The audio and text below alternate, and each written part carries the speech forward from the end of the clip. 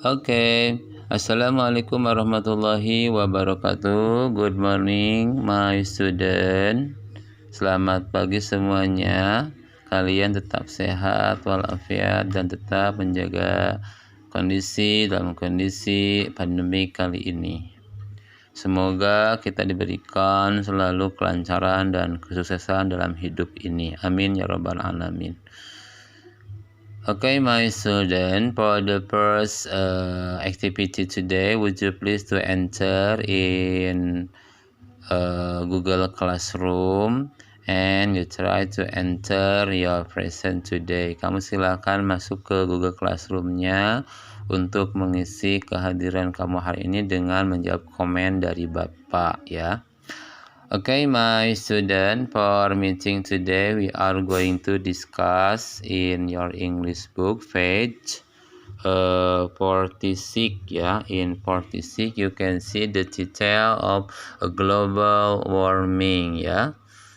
Nah, kita lihat ada sebuah teks di buku bahasa Inggris yang berjudul global warming. Would you please to read it completely to get all information based on the text. Jadi silakan kamu baca itu teks secara lengkap untuk mendapat informasi yang lengkap ya tentang teks tersebut. Ya, you can read about global warming is a phenomenon. It is the first paragraph.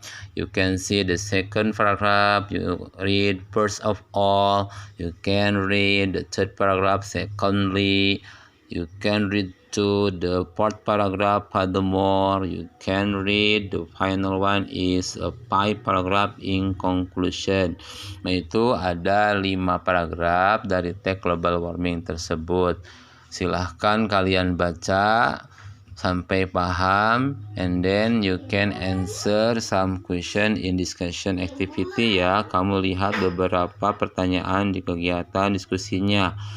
Kamu lihat number 1, what is global warming? Number 2, is it a severe problem? Why? Number 3-nya, what kind of text is given above? Silakan kamu tulis kembali pertanyaannya dan kamu jawab. Nah, di buku tugas atau di buku latihan kamu nanti kamu fotokan, kirim di Google Classroom-nya. Next, you can see the building block. In building block, you see the detail analytical exposition text. Ada text analytical exposition. Apa sih analytical exposition text itu? Okay, let's see. An analytical exposition text evaluates a topic critically but focuses only on one side of an argument. Jadi, teks analytical expression ini adalah yang mengevaluasi ya sebuah topik untuk dikritisi, tetapi terfokus hanya pada satu bagian dari argumen. Next ya, in your life, if you have tried to persuade anyone on a certain issue or argued reluctantly about something with someone, then you have used an exposition. Dalam kehidupan sehari-hari ya, jika kamu sudah berusaha membujuk seseorang untuk ya terhadap sebuah isu atau membahas sesuatu secara gamblang atau lengkap tentang sesuatu ya dengan seseorang, nah disitulah kita sudah menggunakan namanya exposition text ya. Nah, itu sering kita temukan di kehidupan sehari-hari, bagaimana kita membujuk seseorang untuk meyakinkan seseorang. Next ya, the argument and point of view have to be supported by fact and relevant information. Ketika berargumen itu, pandangannya, pendapatnya harus didukung oleh fakta dan informasi yang relevan. The thesis statement has to be reiterated in the conclusion. Pernyataan tesisnya juga harus diucapkan kembali atau dibuktikan kembali atau diperjelas kembali dalam kesimpulan yang biasanya muncul di akhir paragraf. Nah, next, Apa fungsi daripada analytical exposition text? Social function, ya, the purpose of an exposition text is to persuade your audience. Jadi to persuade itu untuk membujuk halayak to look at an issue with your perspective, untuk mengkaji sebuah isu berdasarkan sudut pandang kalian atau sudut pandang si halayak tersebut. Nah, itu. Oke, let's see.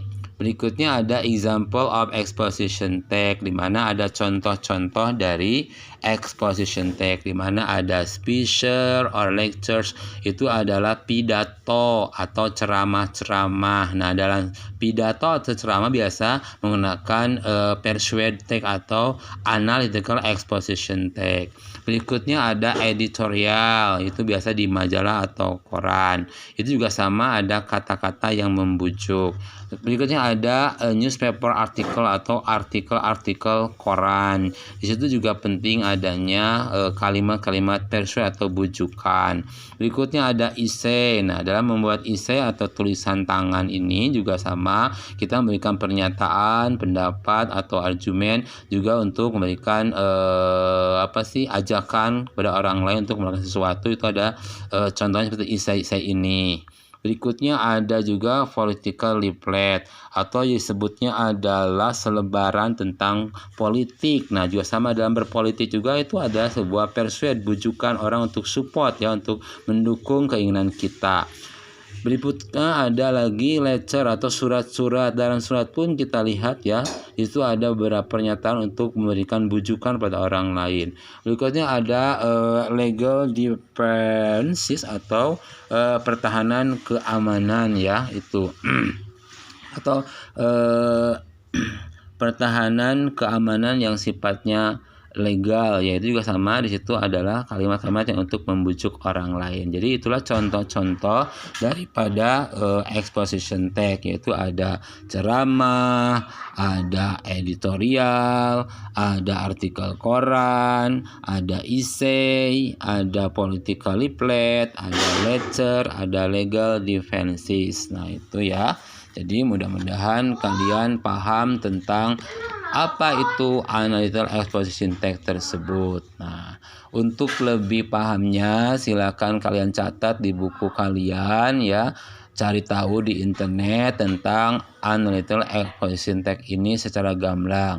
Apa pengertiannya, bagaimana strukturnya, dan contoh teksnya, juga bagian-bagian paragrafnya ada apa saja, dan ciri kebahasaannya apa, tenses yang digunakan dalam analytical exposition text ini. Okay, I think it's enough for meeting today, and I hope you are healthy forever and always spiritually in a program BDR. Thank you for watching and see you. Assalamualaikum warahmatullahi wabarakatuh.